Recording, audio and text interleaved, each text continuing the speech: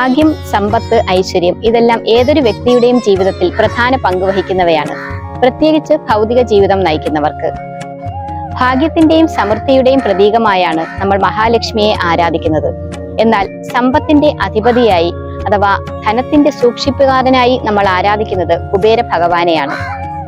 ഭാഗ്യമുള്ളിടത്ത് മാത്രമേ സമ്പത്ത് വന്നു ചേരുകയുള്ളൂ എന്ന് നമ്മൾ എല്ലാവരും വിശ്വസിക്കുന്നുണ്ട്. അതുകൊണ്ട് തന്നെയാണ് ലക്ഷ്മി ദേവിയെയും കുബേര ഭഗവാനെയും ധനപരമായ ഉയർച്ചയ്ക്ക് വേണ്ടി ഒരുമിച്ച് ആരാധിക്കുന്നത്. ഈ വീഡിയോയിൽ കുബേരനെ കുറിച്ചുള്ള ചില കാര്യങ്ങളാണ് വ്യക്തമാക്കുന്നത്. എന്നാൽ കുബേരനെ കുറിച്ച് പറയുന്നതിന് മുൻപ് കുബേര ഭഗവാനുമായി രൂപസാദൃശ്യമുള്ള ലാഫിംഗ് ബുദ്ധയെ കുറിച്ച് കൂടുതലായി മനസ്സിലാക്കണം. കാരണം രൂപസാദൃശ്യം കൊണ്ട് തന്നെ കുബേര ഭഗവാനും ലാഫിംഗ് ബുദ്ധയും ഒന്നാണോ എന്ന സംശയം പലർക്കും ഉണ്ടാകാനിടയുണ്ട്. അതിനാൽ ആദ്യം ലാഫിംഗ് ബുദ്ധയെ കുറിച്ച് വിശദമാക്കിയതിനു ശേഷം കുബേര ഭഗവാനെ കുറിച്ച് കൂടുതലായി മനസ്സിലാക്കാം. എല്ലാവർക്കും റിച്ച് ഇന്ത്യൻ കൾച്ചറിന്റെ പുതിയ എപ്പിസോഡിലേക്ക് സ്വാഗതം.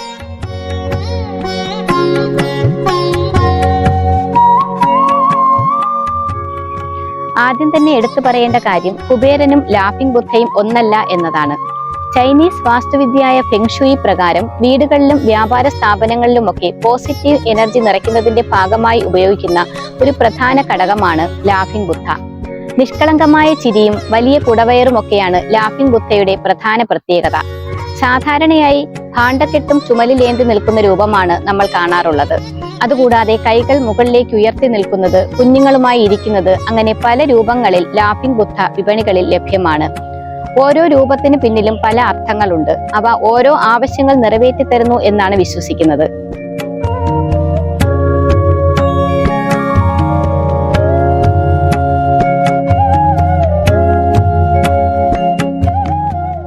ഇനി ആരാണ് ലാഫിംഗ് ബുദ്ധ എന്ന് ചുരുക്കത്തിൽ പറയാം. AD 907-നും 923-നും ഇടയിൽ ചൈനയിൽ ജീവിച്ചിരുന്നതായി കരുതുന്ന ഒരു ബുദ്ധ സന്യാസിയാണ് ലാഫിംഗ് ബുദ്ധ. വ്യക്തമായ ഒരു കാലഘട്ടം അറിയില്ലെങ്കിലും 1000 വർഷം മുൻപ് ഇദ്ദേഹം ജീവിച്ചിരുന്നതായി കരുതുന്നു. ബുദ്ധായി എന്നായിരുന്നു അദ്ദേഹത്തിന്റെ നാമം. ലഭ്യമായ വിവരങ്ങൾ അനുസരിച്ച് ലിയാങ് രാജഭരണകാലത്ത് ജീവിച്ചിരുന്ന ഇദ്ദേഹം ഫെങ്ഹുവ സ്വദേശിയായിരുന്നു എന്നാണ് അനുമാനിക്കുന്നത്.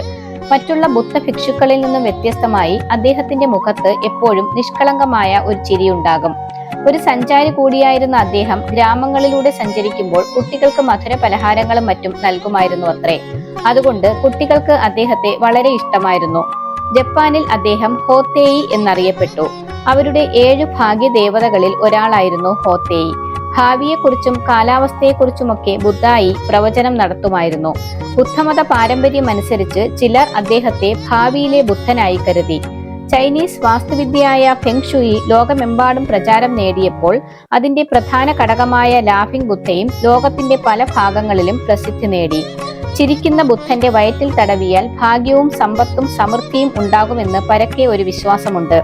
സന്തോഷത്തിന്റെയും സമൃദ്ധിയുടെയും പ്രതീകമായ ബുദ്ധായിയാണ് അങ്ങനെ ലാഫിംഗ് ബുദ്ധ എന്ന പേരിൽ അറിയപ്പെടുന്നത്. ഇനി നമുക്ക് കുബേര ഭഗവാനെ കുറിച്ച് കൂടുതൽ വിശദമായി മനസ്സിലാക്കാം. മോഷ്ടാവായിരുന്ന ഒരാൾ എങ്ങനെയാണ് ധനത്തിന്റെ അധിപതിയായത്? ആരാണ് കുബേരനെ ധനത്തിന്റെ അധിപതിയാക്കിയത്? കുബേരനും രാവണനും തമ്മിലുള്ള ബന്ധം, കുബേരനും വെങ്കടാചലപതിയും തമ്മിലുള്ള ബന്ധം എന്നിങ്ങനെ നിരവധി വിഷയങ്ങളാണ് ഈ വീഡിയോയിൽ പ്രതിപാദിക്കുന്നത്.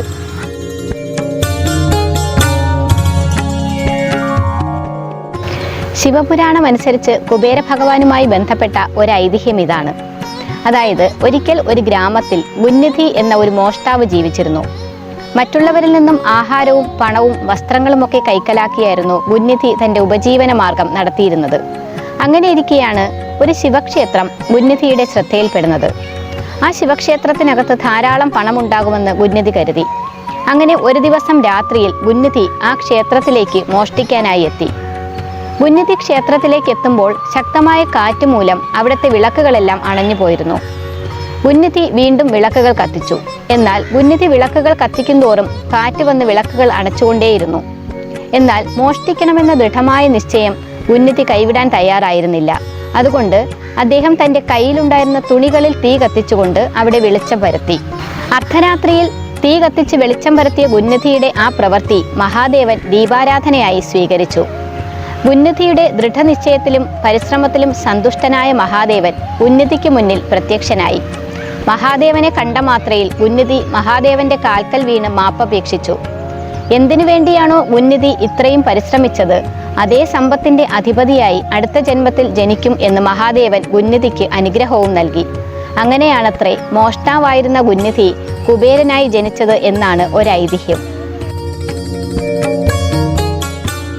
ഐതിഹ്യപ്രകാരം പുലസ്ത്യ മഹർഷിയുടെ പുത്രൻ വിശ്രവസനും ഭരദ്വാജ മുനിയുടെ പുത്രിയായ ഇലവിതയ്ക്കും ജനിച്ച പുത്രനാണ് കുബേരൻ. വിശ്രവസിന്റെ പുത്രൻ എന്നതിനാൽ വൈശ്രവണൻ എന്നും അദ്ദേഹം അറിയപ്പെടുന്നു. കുബേരന്റെ പിതാവ് വിശ്രവസ് പിന്നീട് രാക്ഷസകുല ജാതയായ കൈകസിയെ വിവാഹം കഴിച്ചു. ഈ വിവാഹത്തിൽ ഉണ്ടായ കുട്ടികളാണ് രാവണൻ, കുംഭകർണൻ, വിഭീഷണൻ, ശൂർപ്പണഖ. അങ്ങനെ രാവണൻ കുബേരന്റെ അർത്ഥ സഹോദരനായി മാറി.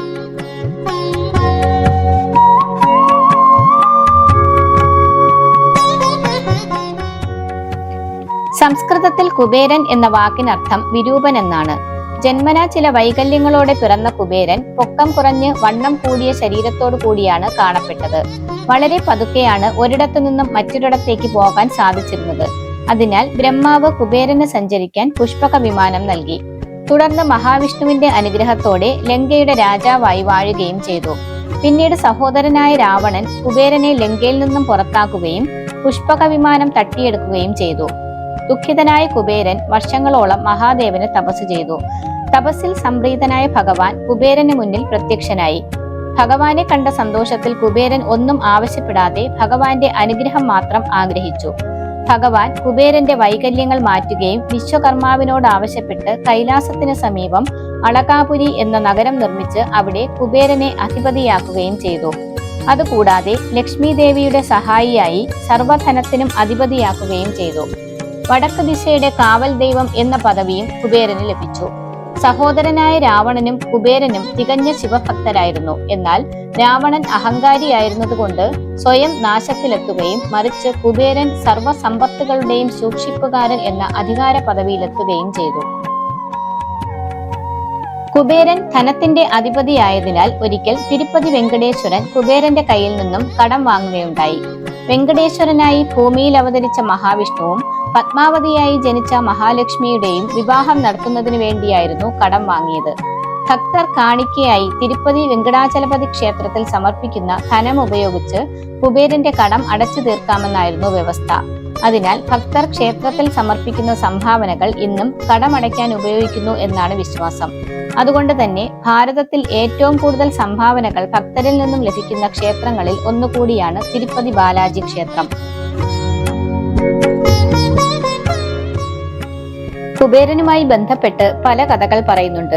പല ഗ്രന്ഥങ്ങളിലും കുബേരനെ കുറിച്ചുള്ള ഐതിഹ്യങ്ങളിൽ പല വ്യത്യാസങ്ങളുണ്ട്. ബ്രഹ്മാവ്, ശിവൻ, മഹാവിഷ്ണു, ലക്ഷ്മി ദേവി എന്നിവരുടെ അനുഗ്രഹത്താലാണ് കുബേരൻ സമ്പത്തിന്റെ അധിപതിയായതെന്ന് പല ഗ്രന്ഥങ്ങളിലൂടെ നമുക്ക് മനസ്സിലാക്കാനാകും.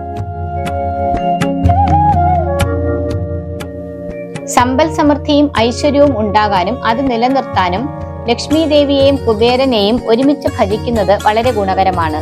ദീപാവലിയുമായി ബന്ധപ്പെട്ട് വരുന്ന ധൻ ത്രയോദശി അഥവാ ധൻതേരാസ് ദിനത്തിൽ ലക്ഷ്മി കുബേര പൂജ ചെയ്യുന്നത് വളരെ ശുഭകരമായി കരുതുന്നു.